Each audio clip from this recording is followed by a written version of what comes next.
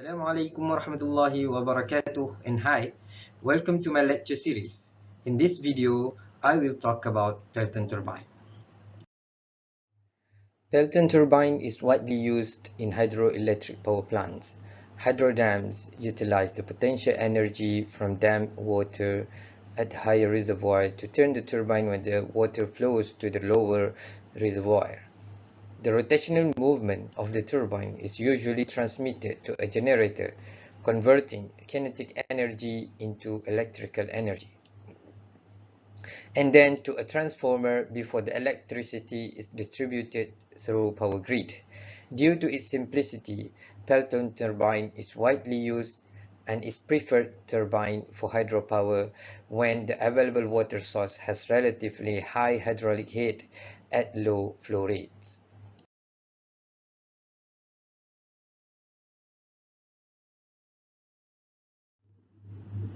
Water is delivered to the turbine from the higher reservoir, flows through a pressure tunnel to the penstock head, down the penstock to the turbine nozzle, onto a bucket as a high-speed jet.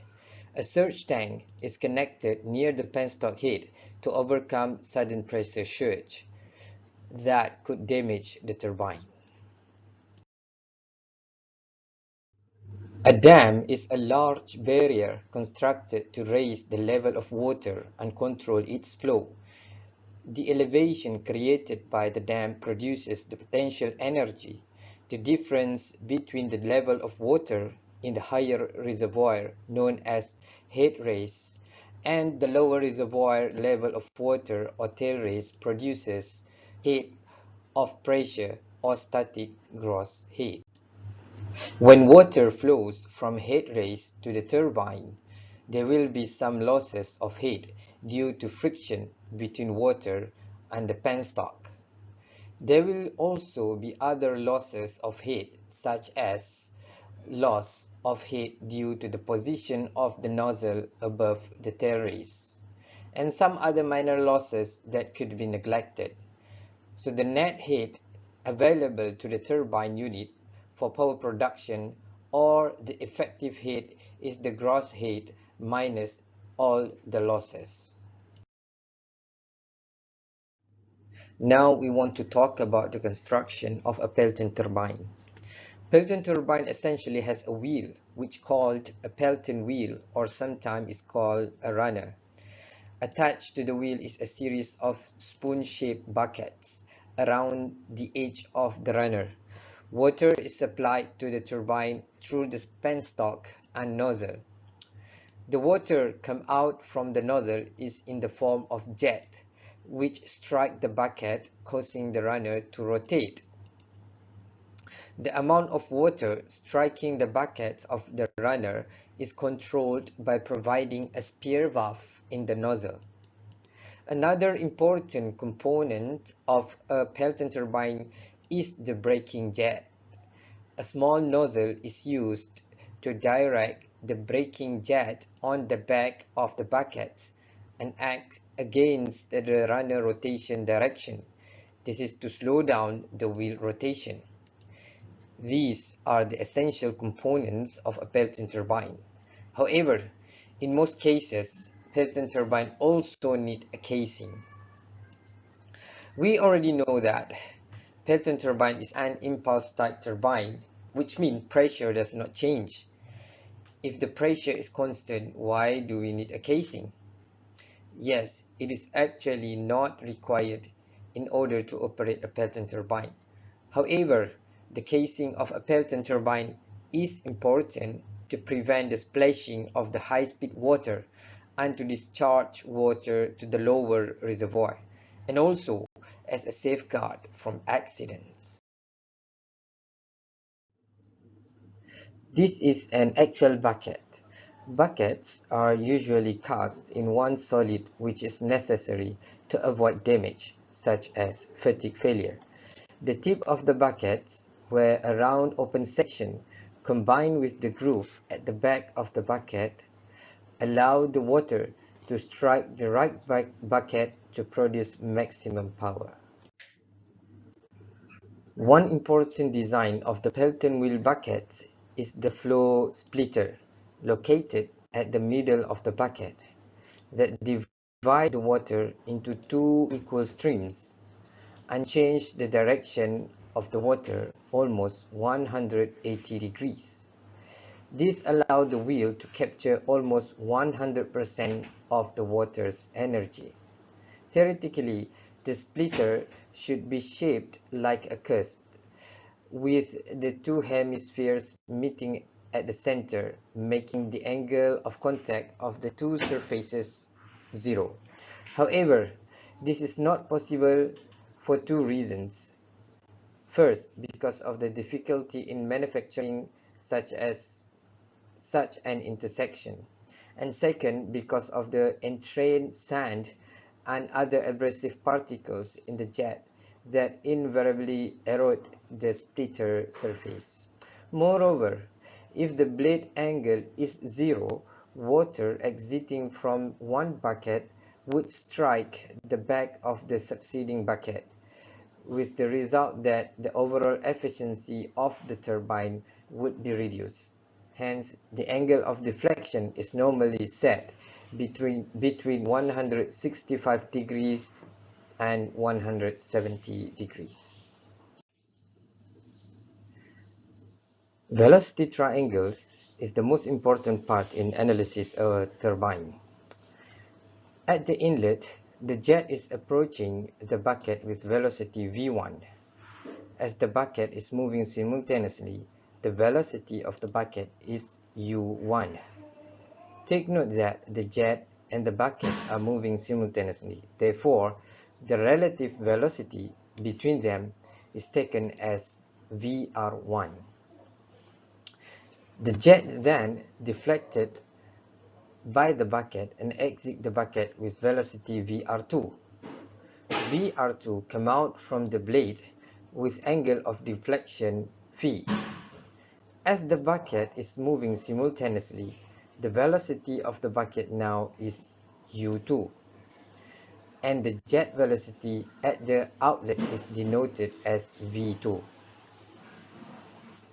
The horizontal components of v2 is the whirl velocity vw2, and the vertical component of v2 is the flow velocity vf2. The angle between v2 and vw2 is taken as alpha 2. Finally, the angle between the relative velocity vr2 and the bucket velocity u2 is beta 2, which is also known as the angle of blade or angle of bucket. For a Pelton turbine, at the inlet, the jet is almost aligned with the blade, and the inlet velocity degenerates to a straight line. So we can see that u1, vr1, and v1 are straight on x-axis. Thus, there is no y component in the inlet velocity. And we can take vw1 equal to v1 and vr1 equal to v1 minus u. For Pelton wheel, it is assumed that u1 equal u2, so we can simply denote the bucket speed as u. We can calculate vw2 using vr2 and u by this equation. vw2 equal vr2 cosine beta 1 minus 1. It is also noted here that u and v1 are in the same direction. From velocity triangle at the outlet of the bucket, vr2 is equal kvr1, where k is the bucket friction coefficient. K value is usually slightly below unity. Ideally, when the bucket surfaces are perfectly smooth and the energy losses due to impact at splitter are neglected, K can be taken as 1. Hence, vr2 is equal to vr1. In order to calculate the power generated by a Pelton turbine, we must first know the mass flow rate. Mass flow rate can be calculated using the cross-section of jet, the density of the water, and the velocity at the inlet V1. Before we can calculate the power, we need to find the force exerted by the jet to the turbine. Force can be calculated from the rate of change in momentum in x direction using linear momentum equation. From this velocity sketch, we can write the velocity as Fx equal m dot Vw1 minus Vw2. Note here minus Vw2 is because the direction of Vw2 is in minus direction. The final equation will be rho A V1 Vw1 plus Vw2. Power would be the product of velocity and the force. So power generated by Pelton wheel is PR equal Fxu equal rho A V1 Vw1 plus Vw2u. The efficiency of any device is the ratio of what we want to get out of a device compared to what we must put into the device, and has a value between 0 and 1. The purpose of a turbine is to extract mechanical energy from a flow. Interaction between the fluid and turbine transfer power from the fluid to the turbine, causing a shaft to rotate. Power is transferred from a turbine to a generator through the rotating shaft. The efficiency of turbine is often divided into several efficiencies.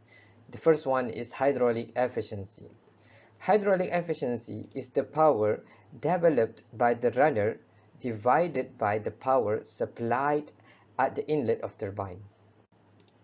Previously, we have calculated the power developed by the runner. Now, the power supplied to the turbine at the inlet of the turbine is simply the kinetic energy possessed by the fluid. So, we can just plug in power at the top of the equation and write down the kinetic energy down here, and then cancel whatever we can cancel, and we will get the final equation as 2 Vw1 plus Vw2u over V1 squared.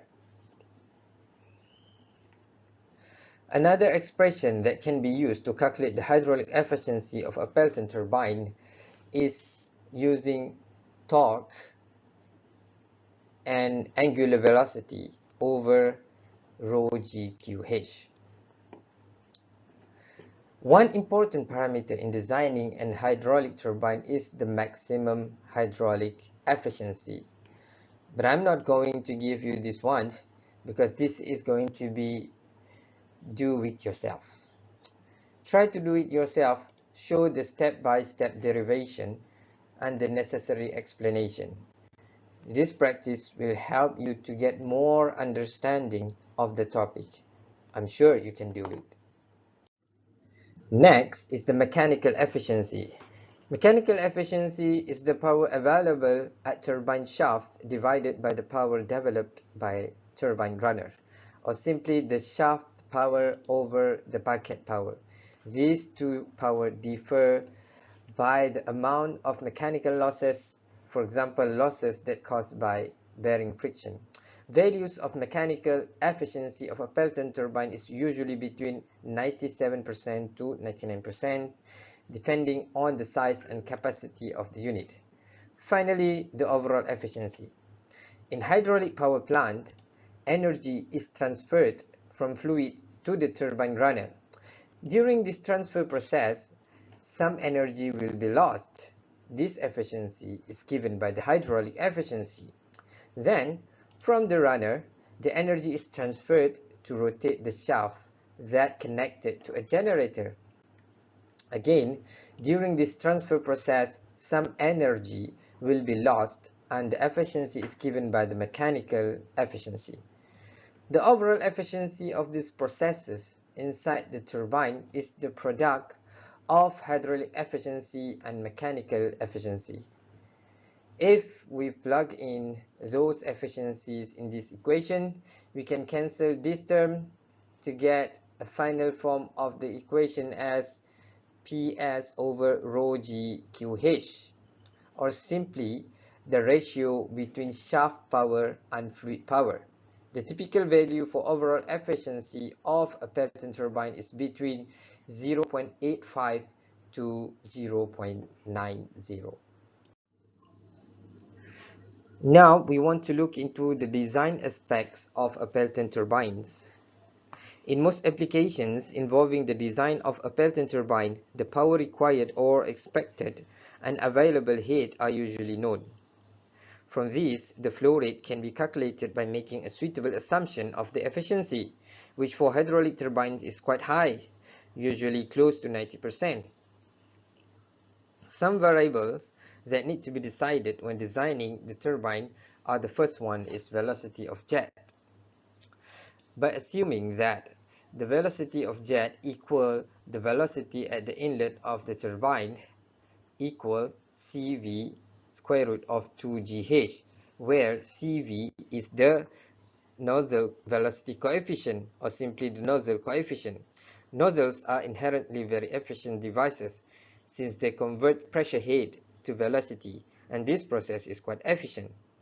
The typical value of CV is usually between 0.97 to 0.99. Next is the bucket speed. Theoretically, power from Pelton wheels would be a maximum when the bucket or blade speed is half of the jet speed. This can be conveniently expressed in terms of the speed ratio Ku, which is defined as the ratio of the blade velocity to the inlet or jet velocity. Next is the angle of deflection of the jet. The angle of deflection of the jet can be calculated using phi equal 180 minus beta 2. Beta 2 is the angle of blade. Next is the mean diameter of wheel. The pitch diameter of the runner is related to the blade speed and rotation by the expression U equal omega R equal pi nd over 60, where n is the runner rotation speed in revolution per minute, which typical value of 0.03 to 0.30. And then the jet ratio. The jet ratio M can be calculated using the ratio of the diameter of the wheel over the diameter of the jet. And this value is usually below 9. And jet diameter is typically restricted to 6 to 10 inch. If larger nozzles are required, multiple nozzles are used. Generally, for a given jet diameter, the runner diameter can be as large as desired. However, it should not be less than 9 times the jet diameter. And the jet diameter can be calculated using this expression, where Q is the water flow rate through the turbine. Another important parameter is the number of buckets.